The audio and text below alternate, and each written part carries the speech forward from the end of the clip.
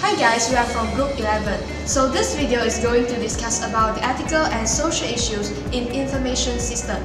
We have chosen 3 focus group, which is a student, an agency manager, and a professor from UKM.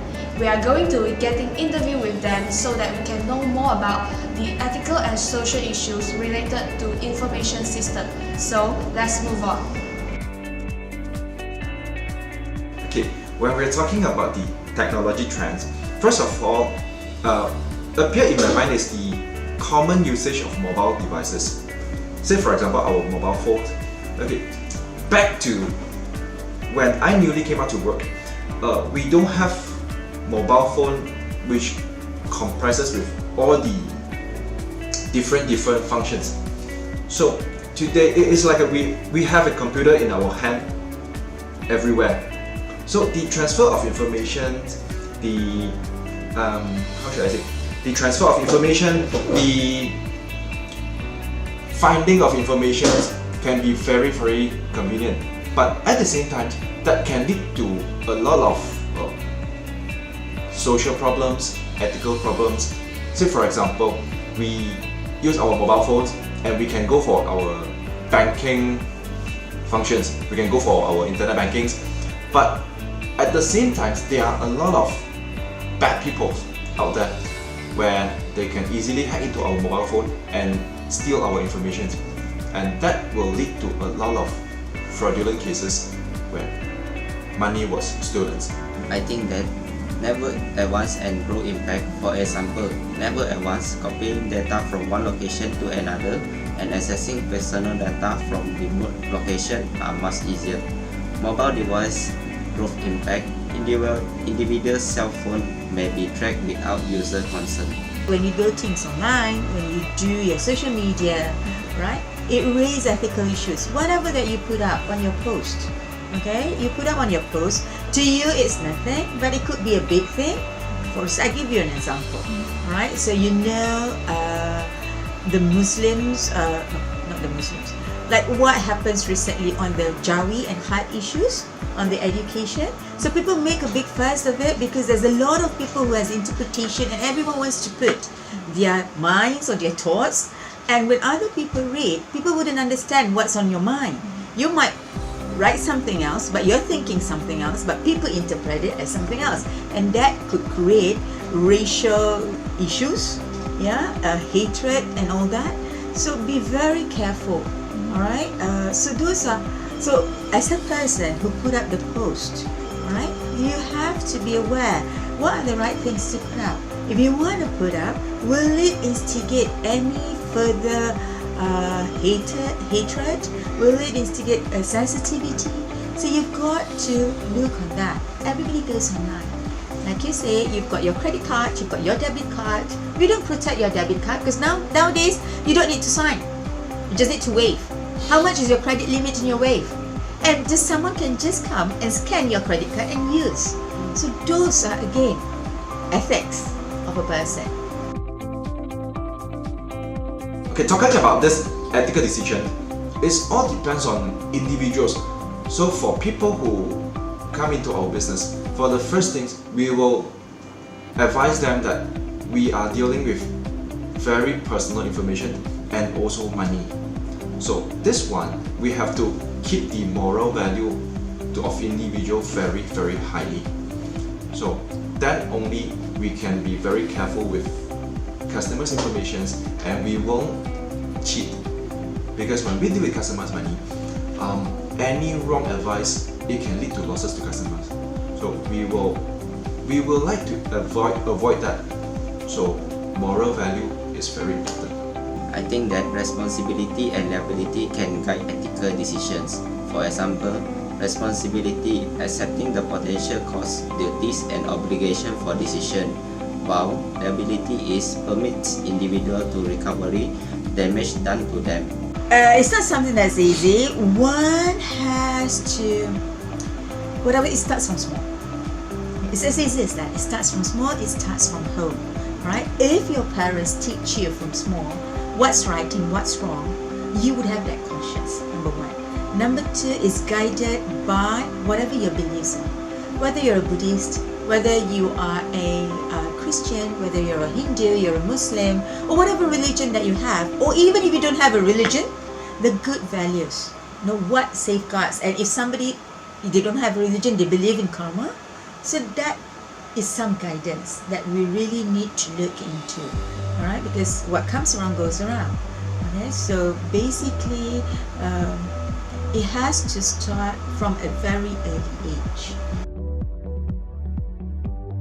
Of course, information system play a very important role in our daily life. Just like what we mentioned earlier on the mobile device, mobile phone.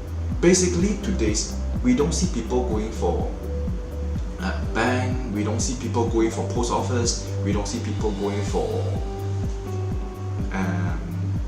restaurants, because all these things can be done with online. You can transfer money online, you can send emails, you can order food. So this is really change our daily life from where we used to be, and big difference today. Yes, because connect to the internet have changed the way we communicate, use homework, study, work, shop, play and behave. Yeah, definitely. I think it affects all of us. If you notice, none of you, I gave an assignment to the students, all of them cannot be separated from the phone. Because you've got that Mr. Google to help you. You don't use your brain anymore. So don't you think that's affecting? You're no longer using your brain to think, I can ask Mr. Google. I'll get the answer there. If I want to do an assignment, I can ask Mr. Google. I can copy and paste from there. Yeah, so it affects your life very much. Just look at yourself when you wake up early in the morning. What is it that you do? You don't go straight to the toilet. Your phone will be next beside you at the bed. The first thing in the morning that you check is your alarm will switch on. You switch it off and then you hold your phone. I mean, I think that is normal for everyone nowadays. So it does affect your health, your mental health. And look at yourself, ask yourself, how many hours do you spend on social media in a day? Doesn't matter whether your Twitter, your Instagram, your Facebook, or your Snapchat, or whatever that is. How many hours do you actually read on your WhatsApp especially? How many hours do you spend? How many groups do you have in your WhatsApp? Your primary school group, your secondary school group, your university group, your work group, your college group. I think everyone would have at least 5 groups in the WhatsApp at least.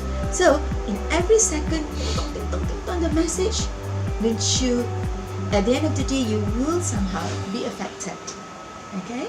And another thing, it affects in a way that when you deal with technology, online systems, do you realize when you want to switch on your computer, when you want to browse something, you want it to be quick? Did you realize that? You want it to be quick, and if it's slow, when the internet is down, you get very annoyed. That is typical of the youngsters nowadays. Okay, the biggest challenge that we face is we are too reliant on devices, electronic devices. For example, our mobile phones. We communicate with our customer through mobile phones. The customer may send their name, their IC, sometimes their credit card particulars to us. So, whenever we have this information in our phone, the challenge is once we lost our phone, basically all the information into it will leak to public. So, we need to be very careful on all these information. The challenge is cookies, because the cookies can track us when we surf some website. For example, if the person is the businessman, if he surf some website that is the need our ID and our password, the cookies will track our ID and password. If some people can hack us, then he can hack our web page easily and know our private information easily. It's a huge challenge. Right? Now, individual property, like I said, everything is accessible now. You've got your phone, your mini computer, I would say. Anyone can be a paparazzi. You can take photos anywhere. So that is, and what more when you have the technology like drone, all right, and you have the web. So it's a challenge in the sense that How far do you go, or a person goes, in capturing, in making sure that the privacy of a person is well guarded, right? Now, in terms of intellectual property, let's say you produce a product and you put it online, right? And someone else sees it, and you have not, what I would say, have your, what do you call that, IP, your patent, and you put it online and just say, my students did this, you're very happy, whatever, and somebody saw it, they can just play the video and whatnot, and copyright whatever that you've done. Is that right? Comes back to the ethical issue. It's not right. But money purposes, or for whatever reason, business purposes, people would just do that. So you got to, it's a huge challenge. That's why you see there's some acts, okay, there's protection to safeguard it, whatever that's available, alright? Because if you don't, then people can just steal your ideas. People can even steal your individual ID. For instance, you bought books. Last time we buy books. Alright, books are very expensive. Okay, and then they go and photocopy. So those people who write the books, they won't get the fair share. You work hard for it, you're not being paid for it. How does that feel? It feels bad, isn't it? And now with the technology, alright, with the information system, a lot of database with ebooks. If it's free, downloadable, and if it's legal, it's fine. But if it's not, then it's something that people has to really think about. Okay, so in a conclusion, it can be concluded that the use of technology in the processing of information poses important questions with regard to a person's right to privacy. So this right is directly linked to the right to freedom and human autonomy.